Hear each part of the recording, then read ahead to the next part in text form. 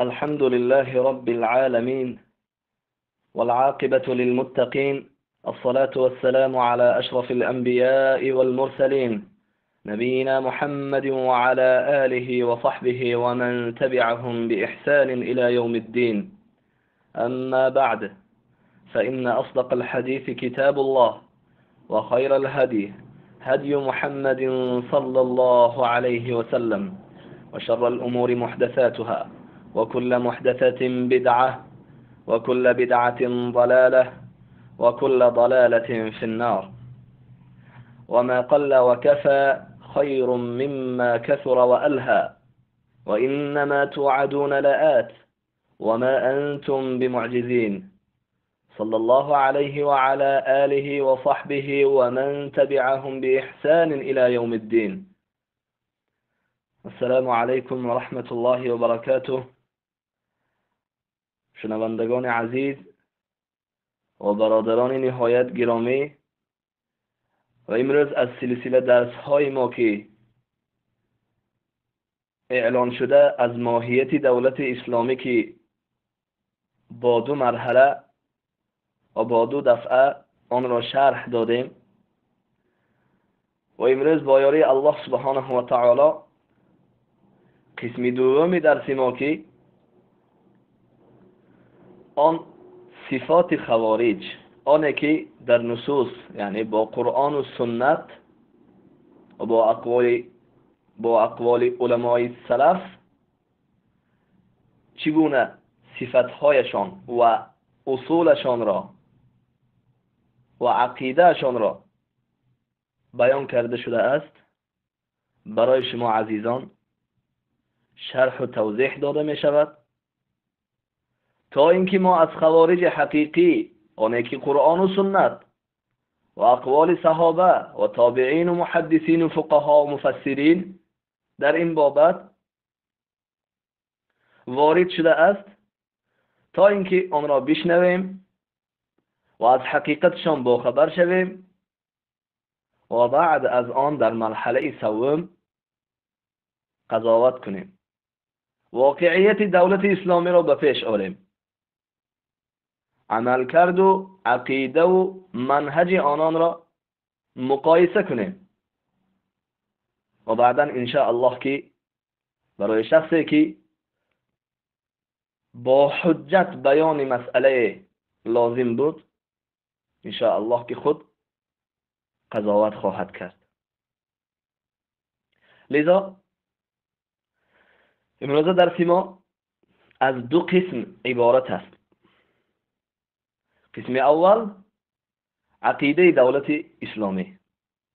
عقیده و منهج دولت اسلامی، آنه که در تمام ولایت های دولت اسلامی منتشر شده است، با طریق رساله و با طریق صوتی و با طریق نواری و غیرها. آن عقیده ای که چاپخانه های دولت اسلامی از جمله مکتبة الهمه، چاپخانه و کتابخانه الهمه تابع دولت اسلامی، در این بابت نه اینکه صدها، نه اینکه صد هزارها، بلکه میلیون ها حتی برای مردم هم و از طریق اینترنت هم برای شخصانی که در خارج دولت اسلامی هستند پهن کردند و نشر کردند، تا اینکه مردم با خبر شوند که عقیده دولت اسلامی و منهجش چگونه است. آیا عقیده دولت اسلامی با عقیده اهل سنت و الجماعت عقیدتا و منهجا موافق است یا نه؟ لذا ما یک رساله خرده که عقیده دولت اسلامی را مفصلا در آنجا بیان میکند، با طریق اختصار مختصرا انشاءالله که برای شما شرح و توضیح میدهیم، تا اینکه کسی بیخبر نماند و خود را معذور نگیرد و نگوید که من از عقیده دولت اسلامی بیخبرم. و همچنین برای آن شخصانی که نسبت عقیده دولت اسلامی و منهجش شک و تردید دارند و تهمت های را پیوست میکنند نسبت دولت اسلامی، با اصل عقیده که دولت اسلامی نشر میکند و آن عقیده را در خود جای کردند و با آن عقیده خود را موصوف میدانند، پس چی؟ پس باید اینکه با خبر باشیم. پس رساله که همگان میتواند دریافت کند آنکه هذه عقیدتنا و هذا منهجنا، این عقیده ما است و این منهج ما است که طبعت في مطابع الدولة الإسلامية، در چاپخانه های دولت اسلامی چاپ کرده شده است. لذا این یک امر مهم است که باید بدانیم و از عقیده دولت اسلامی با خبر باشیم از زبان خود دولت اسلامی و از چاپخانه و کتابخانه و از نشریات رسمی خود دولت اسلامی خود را با خبر کنیم. لذا این رساله خرد که در اینجا میگوید فإننا نؤمن أن الله تعالى جل في علاه لا إله غيره ولا نعبد بحق ولا معبود بحق سواه، مثبتين له سبحانه ما أثبتته كلمة التوحيد نافين عنه الشرك والتنديد، فنشهد أن لا إله إلا الله وحده لا شريك له، وأن هذه هي أول الدين وآخره وظاهره وباطنه، من قالها والتزم شروطها وأدى حقها فهو مسلم، ومن لم يأت بشروطها أو ارتكب أحد نواقضها فهو كافر وإن ادعى أنه مسلم. نقطه اول، عقیده دولت اسلامی و منهجش این است که میگویند که ما، یعنی اینجا ما در نظر مسئولین اساسی دولت و هیئت شرعی و قاضیان و مفتیان دولت اسلامی این عقیده را دارند. لذا میگویند ایمان داریم که الله سبحانه و تعالی که غیر از او دیگر معبودی بر حق نیست، او پروردگاری که شریک ندارد. ما اثبات میکنیم برای الله سبحانه و تعالی آنچه که برای خود اثبات کرده است، یعنی آن صفات هایی که الله برای خود اثبات کرده است ما را اثبات میکنیم و آنچه که اثبات میکنیم خاصتا از کلمه توحید، آنچه که اثبات کرده از کلمه توحید ما را اثبات میکنیم، یعنی اعتراف میکنیم و عقیده داریم و از الله شرک را نفی میکنیم، شرک و تمدید را از الله نفی میکنیم و شهادت میدهیم که نیست معبودی بر حق مگر الله و او یگانه است و شریک ندارد. و کلمه توحید این اول دین است و آخر و ظاهر و باطنش است. پس کسی که کلمه شهادتین را تلفظ کرد و التزام ورزید شرط های کلمه لا اله الا الله را، یعنی شرط های لا اله الا الله را عمل کرد و حقش را ادا کرد، پس او مسلم است در نزد ما، پس او مسلمان است. و کسی که شرط های لا اله الا الله را ادا نکرد و مرتکب شد به یکی از شکنندگان اسلام، به یکی از شکننده های اسلام، از نواقض الاسلام گرفتار شد و شرط های لا اله الا الله را ادا نکرد و بعد از آن چه به شکننده اسلام گرفتار شد، عمل های ردت که باعث مرتد شدن انسان می شود. کسی گرفتار شد او کافر است و اگرچه او خود را دعوا کند که او مسلمان است. در نقطه دوم میگویند و نؤمن ان الله تعالی هو الخالق المدبر له الملك وله الحمد وهو على كل شيء قدير وأنه هو الأول والآخر والظاهر والباطن ليس كمثله شيء وهو السميع البصير وهو السميع البصير ولا نلحد في أسمائه تعالى ولا في صفاته سبحانه ونثبتها له كما جاءت في الكتاب والسنة الصحيحة من غير تكييف ولا تمثيل ولا تأويل ولا تعطيل. ایمان داریم که الله سبحانه و تعالی خالق است، او مدبر است، اداره کننده جهان است، از آن اوست ملک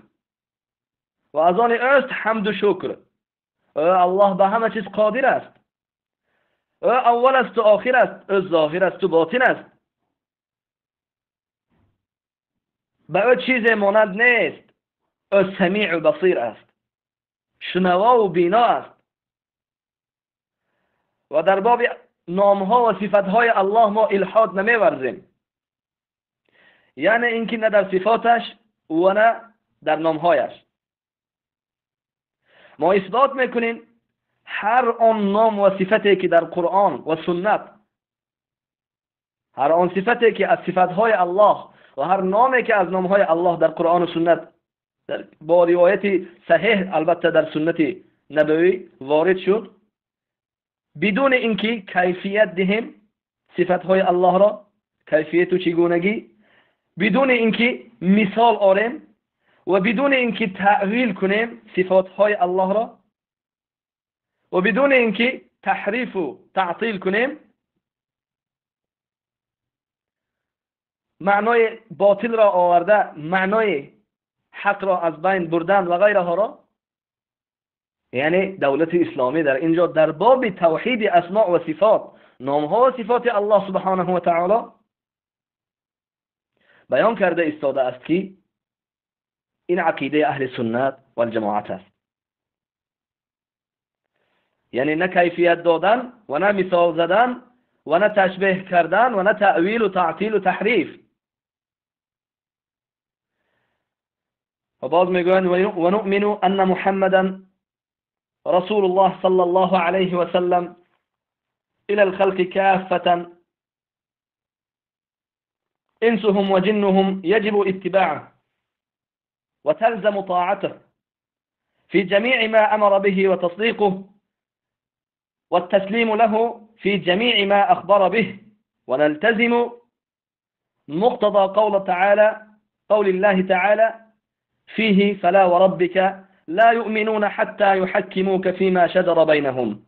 ثم لا يجدوا في أنفسهم حرجا مما قضيت ويسلموا تسليما. ایمان داریم که محمد رسول الله صلی الله علیه و سلم است و به سوی جمیع مردم فرستاده شده است، به سوی انسان و جن،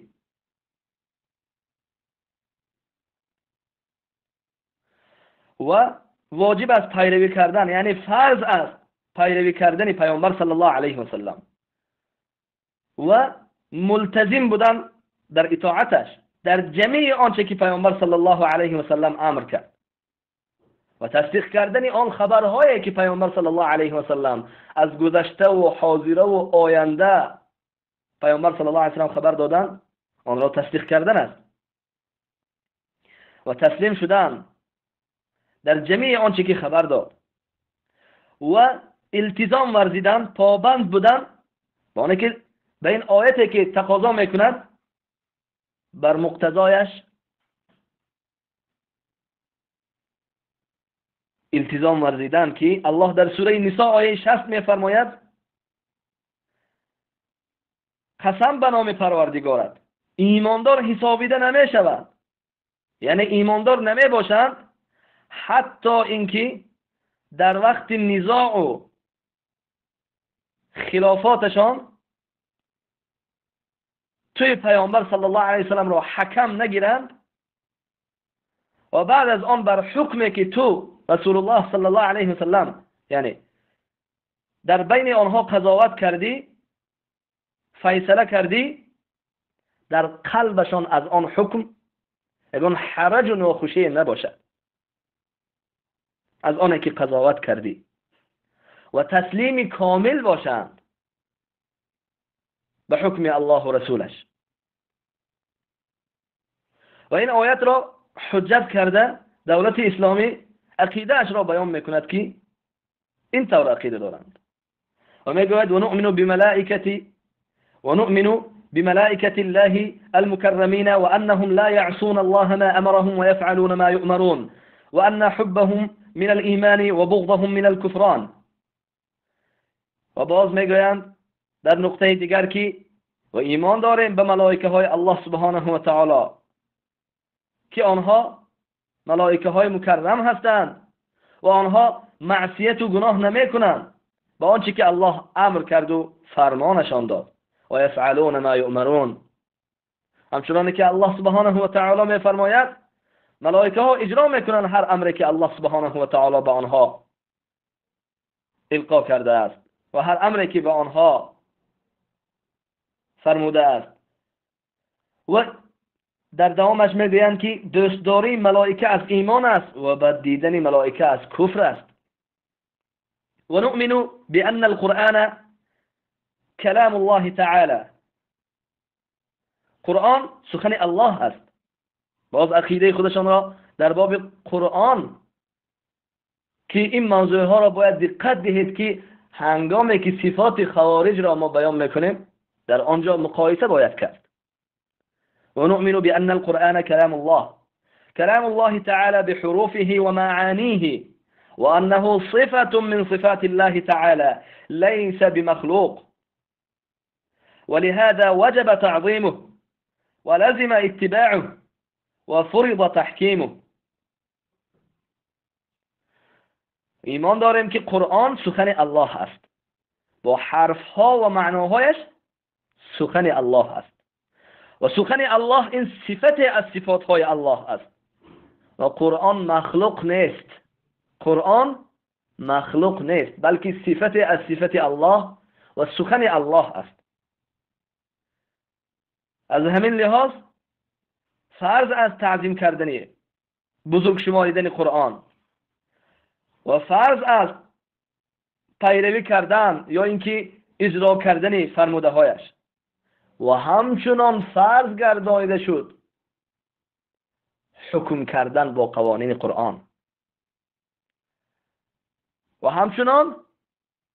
حاکمیت کردن با قوانین قرآن فرض گردانیده شد. و بعدا میگویند و نؤمن بانبیاء الله تعالی و رسله اجمعین اولهم آدم و خاتمهم محمد صلی الله علیه و سلم اخوة متحابین بعثوا برسالة توحید رب العالمین. باز عقیده خود را در باب انبیا بیان کرده میگویند که ایمان داریم به انبیای الله و جمیع پیامبر و رسولان. ایمان داریم که اول آنها آدم علیه السلام و خاتم آنها محمد صلی الله علیه و سلم می باشد و البته از لحاظ نبی و از اولین رسول چنانکه که الله در قرآن گفته است این حضرت نوح علیه السلام است. آنها همه برادر هستند پیامبرها. الانبیاء اخوة و دینهم واحد چنانکه که در روایت صحیح آمده است. پیامبران برادر یعنی اینکه در یک منهج در یک راه آنها فرستاده شدند برای توحید رب العالمین بیان کردنش. و همچنین باز ادامه میدهند و میگویند که و نؤمن ان السنة هي الوحي الثاني وانها مبنية وانها مبينة ومفسرة للقرآن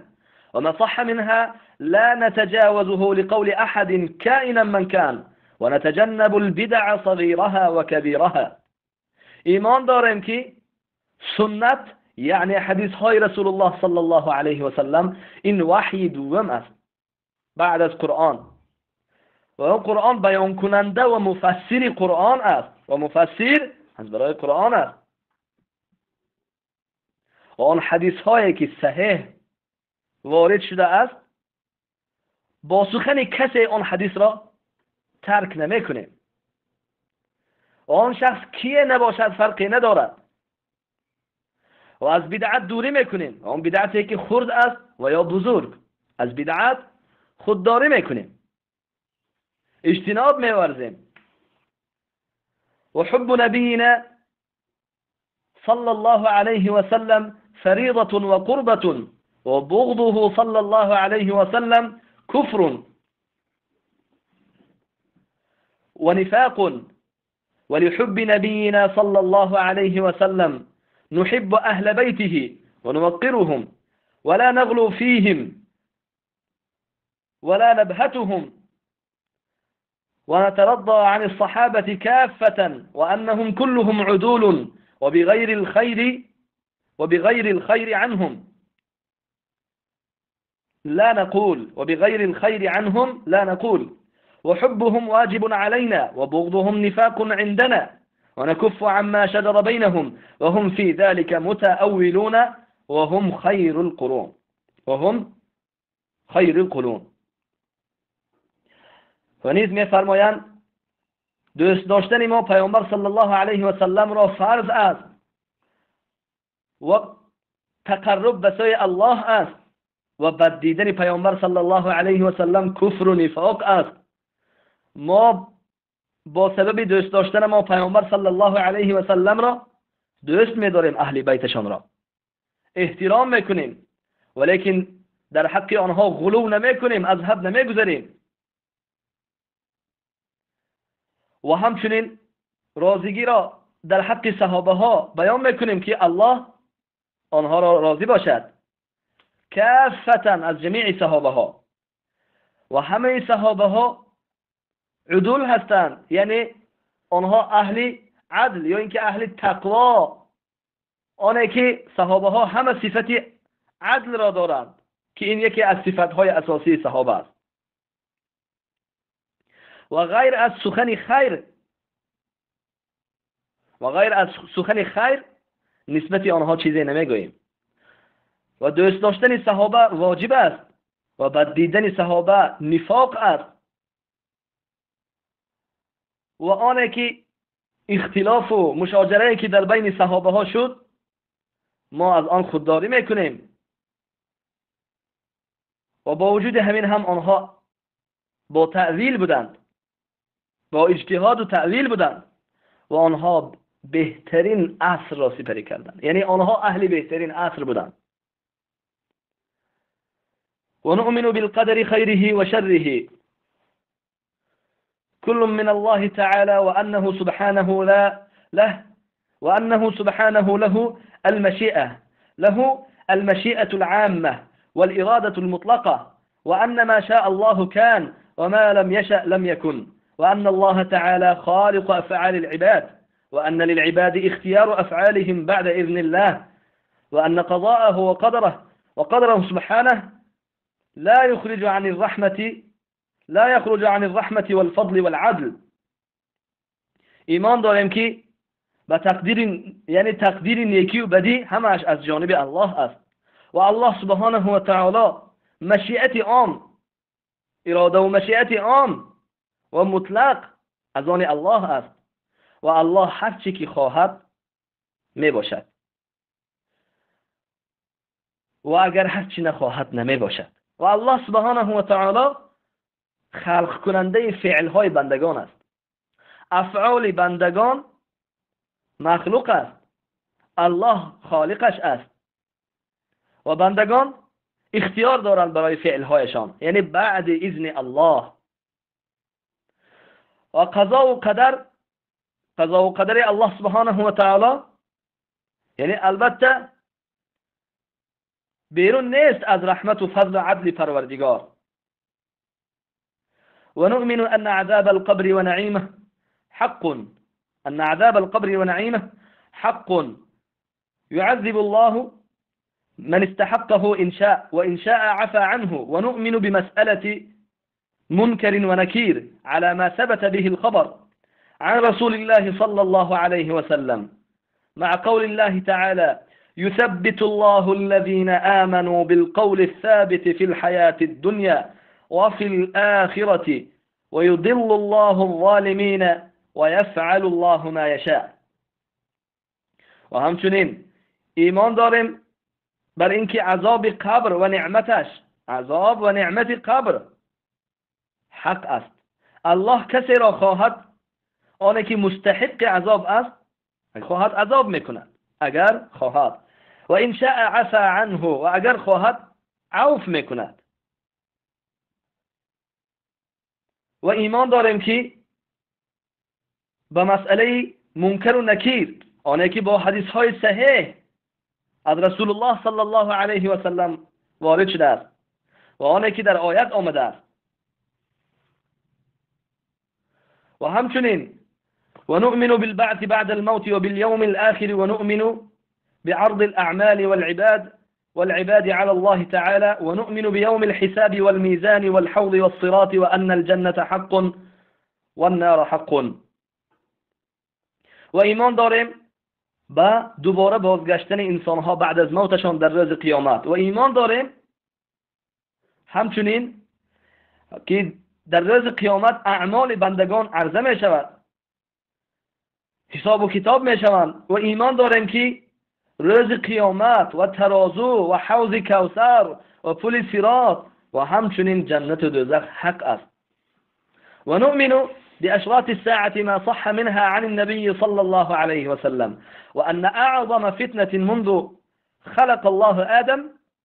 الله آدم وحتى تقوم الساعة هي فتنة المسيح الدجال. ونؤمن بنزول عيسى عليه السلام